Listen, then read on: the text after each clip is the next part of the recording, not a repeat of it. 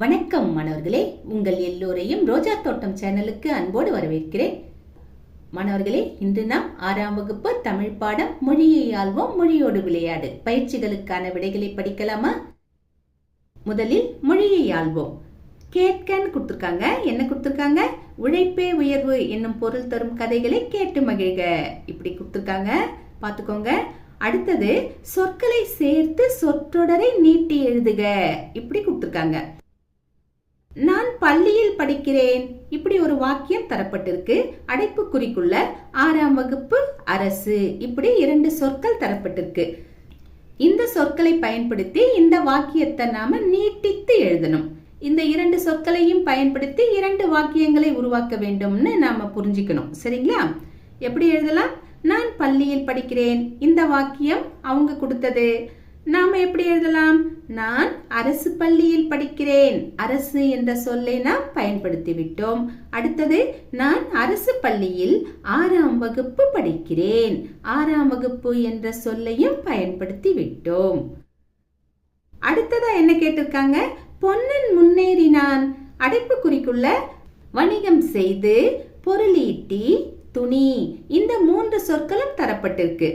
இந்த சொற்களை பயன்படுத்தி எப்படி நீட்டித்து எழுதுவது? பொன்னன் முன்னேறினான், இது அவர்கள் கொடுத்த சொற்றொடர். நாம எப்படி எழுதலாம்? பொன்னன் வணிகம் செய்து முன்னேறினான், இது ஒரு சொற்றொடர். அடுத்தது பொன்னன் துணி வணிகம் செய்து முன்னேறினான். அடுத்தது பொன்னன் துணி வணிகம் செய்து பொருளீட்டி முன்னேறினான். அடைப்புக்குறிக்குள்ள கொடுத்த அனைத்து சொற்களையும் பயன்படுத்தி விட்டோம். அடுத்தது பாருங்க, அடைப்புக்குள் உள்ள சொல்லை தக்க இடத்தில் சேர்த்து எழுதுங்கள். இங்க ஒரு சொற்றொடர் தரப்பட்டிருக்கு. அடைப்புக்குறிக்குள்ள ஒரு சொல் தரப்பட்டிருக்கு. அடைப்புக்குறிக்குள்ள தரப்பட்டிருக்கிற அந்த ஒரு சொல்ல நாம சரியான இடத்துல பொருத்தி பார்த்து எழுத வேண்டும். முயற்சி செய்யலாமா? முதல்ல என்ன கேட்டிருக்காங்க? நீங்கள் வரும்போது எனக்கு புத்தகம் வாங்கி வாருங்கள், இதுதான் கொடுக்கப்பட்டிருக்கும் சொற்றொடர். அடைப்புக்குறிக்குள்ள ஒரு என்ற சொல் கொடுக்கப்பட்டுள்ளது. இந்த சொல்லை நாம் எங்கே பயன்படுத்தலாம்? பின்தொடர்ந்து வாருங்கள். நீங்கள் வரும்போது எனக்கு ஒரு புத்தகம் வாங்கி வாருங்கள், இப்படி எழுதலாம். அடுத்த சொற்றொடர் என்ன? நாம் உரங்கள் தயாரித்து உழவர்களுக்கு வழங்க வேண்டும். அடைப்புக்குறிக்குள் என்ன சொல் தரப்பட்டிருக்கிறது? இயற்கை என்ற சொல் தரப்பட்டிருக்கிறது. இதை நாம் உபயோகப்படுத்தி எழுத வேண்டும். எப்படி எழுதலாம்? நாம் இயற்கை உரங்கள் தயாரித்து உழவர்களுக்கு வழங்க வேண்டும், இப்படி எழுதலாம். கடைசியா நான் சொன்ன வேலையை அக்கறையுடன் செய்திருக்கிறார்கள். அடைப்புக்குறிக்குள் எந்த சொல் தரப்பட்டிருக்கு? மிகுந்த என்ற சொல் தரப்பட்டிருக்கிறது. இந்த சொல்லை எப்படி பயன்படுத்தலாம்?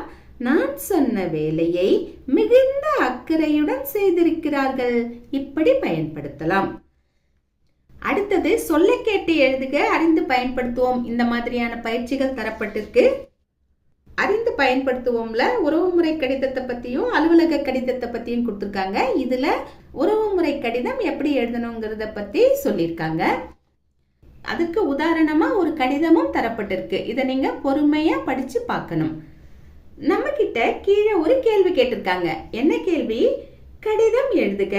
பேச்சு போட்டியில் வெற்றி பெற்றதற்கு பரிசு அனுப்பிய மாமாவுக்கு நன்றி தெரிவித்து கடிதம் எழுதுக. நீங்க பேச்சு போட்டியில கலந்துகிட்டீங்க, அதுல வெற்றி பெற்றீங்க. அதுக்கு மாமா ஒரு பரிசு பொருள் அனுப்புகிறார். அந்த பரிசு பொருளை நீங்க வாங்கிக்கிட்டீங்க. அதுக்கு நன்றி தெரிவித்து ஒரு கடிதம் எழுத வேண்டும். யாருக்கு? மாமாவுக்கு. எழுதுவோமா? முதல்ல கடிதத்தின் வலது புறத்துல மேல இடம் தேதி எழுதணும். நாம எந்த இடத்துல இருக்கிறோமோ அந்த இடத்தின் பெயரை எழுதணும். காற்புள்ளி இட வேண்டும். நாம் கடிதம் எழுதும் தேதியை எழுத வேண்டும். முற்றுப்புள்ளியை இட வேண்டும். ஒரு உதாரணத்துக்கு மதுரை காற்புள்ளி. நம்ம எந்த தேதியில எழுதுறோமோ ஒரு தேதியை எழுதிக்கலாம். தேதியை எழுதிட்டு முற்றுப்புள்ளியை இட்டுக் கொள்ளலாம். அதுக்கப்புறமா விழின்னு சொல்லுவோம். அதாவது அன்புள்ள மாமா இப்படி அழைக்கிறோம் இல்லையா? இதுக்கு பேரு தான் விழி. அன்புள்ள மாமா காற்புள்ளி போட்டுடலாமா?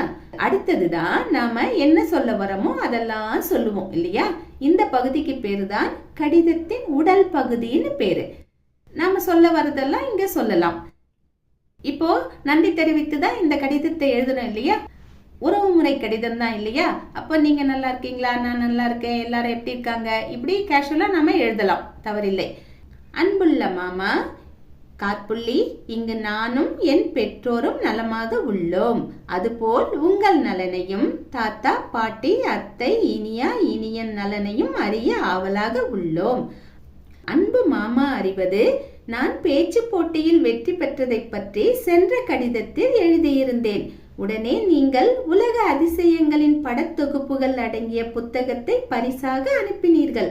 புத்தகம் மிகவும் அருமையாக இருந்தது மாமா. நான் என் நண்பர்களிடம் பெருமையோடு காண்பித்தேன். அவர்களுக்கும் அந்த புத்தகம் மிகவும் பிடித்திருந்தது. மிக்க நன்றி மாமா. தங்களின் பரிசு என்னை மேலும் மேலும் ஊக்கப்படுத்துகிறது. என் மாமாவிற்கு என் இதயம் கனிந்த நன்றிகள். இது கடிதத்தின் உடல் பகுதி. முடிச்சிட்டோமா? இப்ப கடைசியா கடிதத்தின் வலது பக்கத்துல இப்படிக்குன்னு எழுதி காற்புள்ளி, அதுக்கப்புறமா நன்றிகளுடன் எழுதி உங்களுடைய பெயரை எழுதலாம். உங்களுடைய பெயர் என்னவோ அதை எழுதி முற்றுப்புள்ளி வச்சுக்கலாம். இப்போ கடிதத்தின் வலது புறத்துல செய்ய வேண்டியதை நாம செய்துட்டோம். அப்படியே இடது புறத்துக்கு வர வேண்டும். வந்தீங்கன்னா மாமாவுடைய முகவரியை நாம எழுதணும். இதற்கு பெயர் தான் உரைமேல் முகவரி. யாருக்கு எழுதுறோமோ அவங்களுடைய முகவரியை எழுதணும். அப்பதான் கடிதம் அவங்களுக்கு சென்று சேரும் இல்லையா? அதனால அவங்க முகவரியை எழுதணும். அவங்கதான் கடிதத்தை வாங்குறாங்க இல்லையா, பெறுறாங்க. அதனால பெறுநர்னு எழுதிக்கணும். எழுதிட்டு கீழே மாமாவின் முகவரியை எழுத வேண்டும். ஒரு உதாரணத்துக்கு இந்த முகவரியை எழுதுவோமா? திரு முத்து அவர்கள் காற்புள்ளி, எண் 25 காற்புள்ளி, மேட்டு தெரு காற்புள்ளி, அண்ணா நகர் காற்புள்ளி, சென்னை 102 முற்றுப்புள்ளி. இப்போ இந்த கடிதத்தை கொண்டு போய் நாம அஞ்சல் பெட்டியில போட்டோம்னா மாமாவிற்கு கடிதம் போய் சேரும். சரிங்களா? அடுத்தது வாங்க, மொழியோடு விளையாடு. பின்வரும் நவமணிகளை அகரவரிசைப்படுத்தி எழுதுக.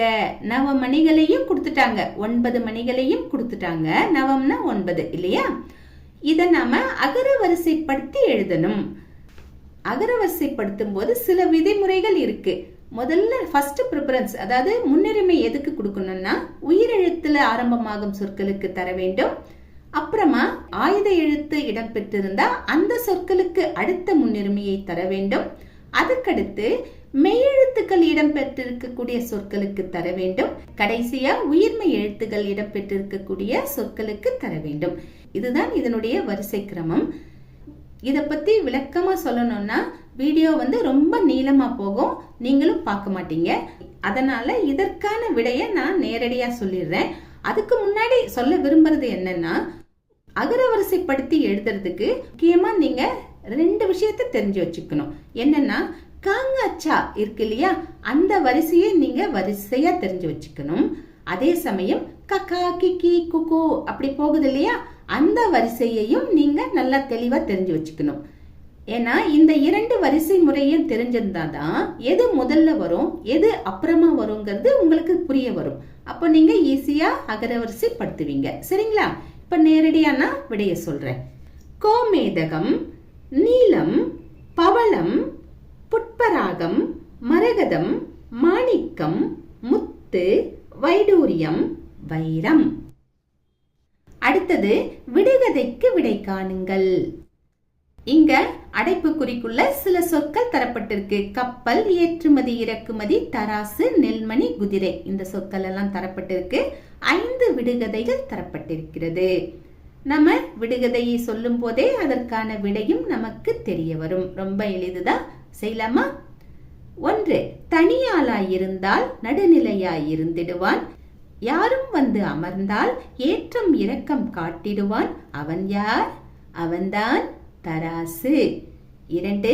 தண்ணீரில் கிடப்பான், தள்ளாடி தள்ளாடி நடப்பான், காலில்லாத அவன் யார்? அவன்தான் கப்பல். 3. பேச முடியாத ஓட்டப்பந்தய வீரனுக்கு வாய்க்கு மட்டும் பூட்டு. அவன் யார்? குதிரை. குதிரை வேகமா போகும், ஓட்டப்பந்தய வீரன் மாதிரி இல்லையா? ஆனா அதனுடைய வாய் பூட்டப்பட்டு இருக்கும், பார்த்திருப்பீங்க. அதுதான் இங்க இப்படி சொல்லியிருக்காங்க. அடுத்தது 4. இயந்திரத்தால் செய்ய முடியாத மணி, ஊசி நூலில் கோக்க முடியாத மணி, பூமியில் விளையும் மணி, பூவுலகத்தார் விரும்பும் மணி எந்த மணி? அந்த மணி நெல்மணி. அடுத்தது 5. ஒருமதி வெளியே போகும், ஒருமதி உள்ளே வரும், இருமதியும் சேர்ந்து விட்டால் பல நிதியும் சேர்ந்து வரும். அவை என்ன? வெளியே போகும் மதி ஏற்றுமதி, உள்ளே வரும் மதி இறக்குமதி. ஏற்றுமதியும் இறக்குமதியும் சேர்ந்தால் நமக்கு நல்ல நிதி கிடைக்கும். அதாவது நிதினா பணம் கிடைக்கும். இததான் இப்படி கேட்டிருக்காங்க. விடை என்ன?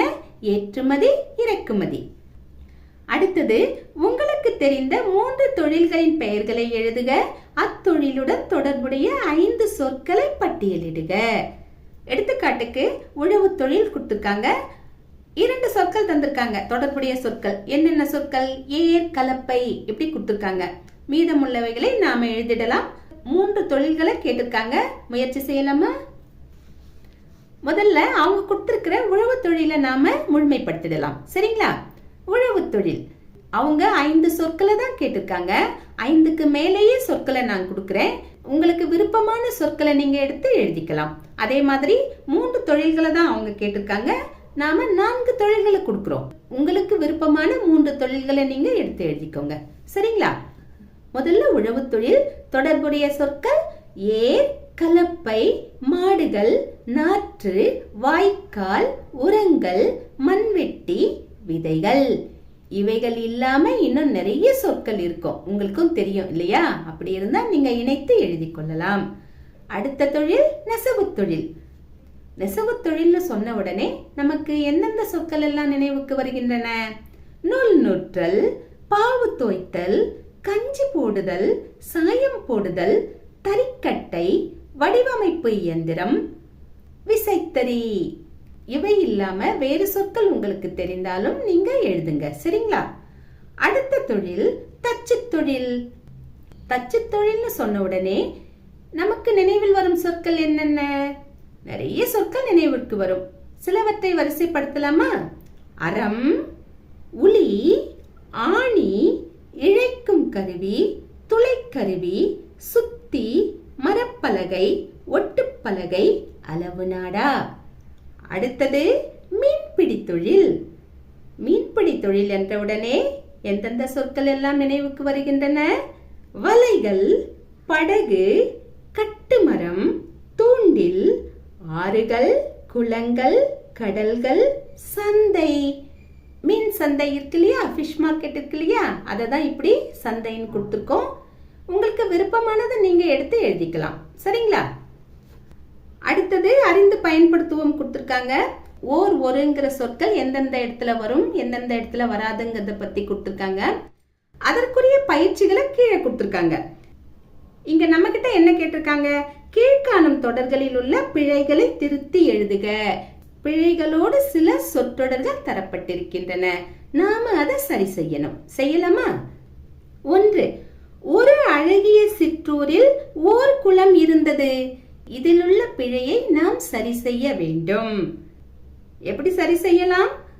ஓர் அழகிய சிற்றூரில் ஒரு குளம் இருந்தது. இப்படி எழுத வேண்டும். ஏன்னா அழகியங்கிற சொல் உயிரெழுத்தில் ஆரம்பமாகுது. உயிரெழுத்தில் ஆரம்பமாகும் சொல்லிற்கு முன்னே ஓர் என்ற சொல் தான் வர வேண்டும். ஒரு வரக்கூடாது. உயிர்மை எழுத்தில் ஆரம்பமாச்சுன்னா ஒரு என்ற சொல் வரணும் இல்லையா? அறிந்து பயன்படுத்துவோம். படிச்சு பார்த்தீங்கன்னா உங்களுக்கு இது புரியும். அடுத்தது 2. ஒரு இரவும் ஓர் பகலும் சேர்ந்தது ஒரு நாள். இதை எப்படி சரி செய்யலாம்?